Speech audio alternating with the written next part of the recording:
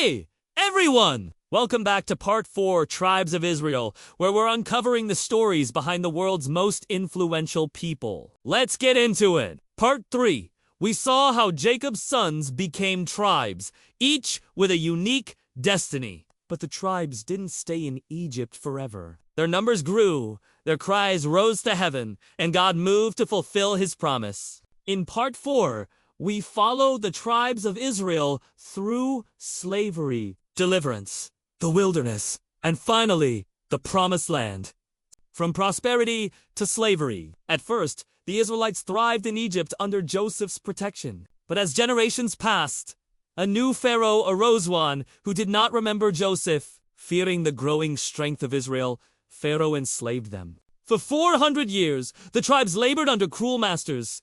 Yet even in hardship, God's promise never faded. The more they were oppressed, the more they multiplied. God sends a deliverer. In their suffering, the tribes cried out to God. He raised up a deliverer. Moses, a man chosen to confront Pharaoh and lead Israel to freedom. Through mighty signs and plagues, God displayed his power. The Nile turned to blood. Darkness covered the land.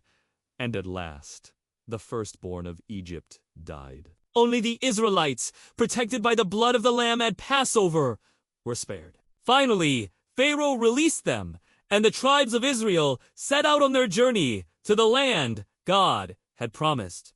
The Red Sea and the wilderness. When Pharaoh changed his mind and pursued them, God parted the Red Sea. The Israelites crossed on dry ground, but the waters closed on Pharaoh's army. In the wilderness, the tribes camped in an organized formation around the tabernacle, God's dwelling place among his people. Each tribe had a place.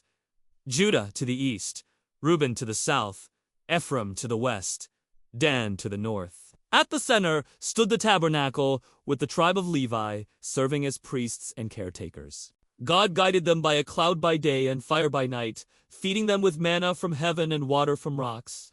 The covenant at Sinai. At Mount Sinai, God gave Israel the 10 Commandments and the law, binding the tribes to him in a covenant. Here, the tribes learned they were not just a collection of families, they were a holy nation, set apart to reflect God's character to the world.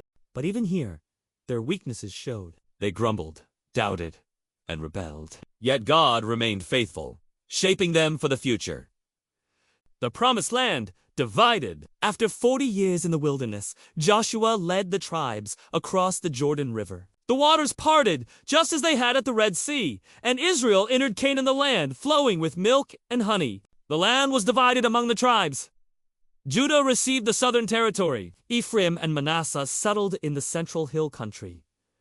Benjamin was nestled between Judah and Ephraim. Reuben, Gad, and half of Manasseh chose land east of the Jordan. The other tribes spread north and west. Levi received no land, but towns among the tribes, for their inheritance was serving the Lord. Each tribe now had its home, its inheritance, and its place in God's plan.